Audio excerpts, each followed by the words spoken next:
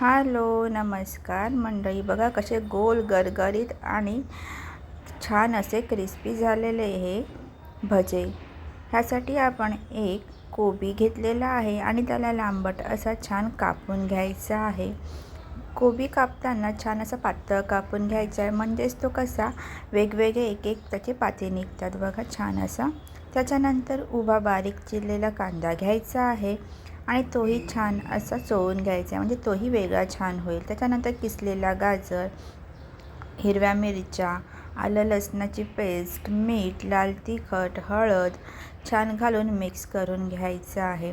छान हे मिक्स झालं, मिश्रण सगळं एकजीव झालं की ह्याच्यामध्ये आपल्याला कॉर्नफ्लॉवर घालून घ्यायचं आहे, काळी मिरी पावडर घालायची आहे आणि पुन्हा हे छान असं एकजीव करायचं आहे।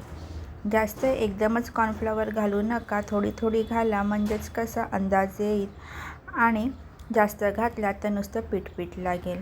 आता त्याच्यामध्ये बारीक चिरलेली कोथिंबीर घाला आणि हाताला पाणी लावून छान याचे गोळे करून घ्या।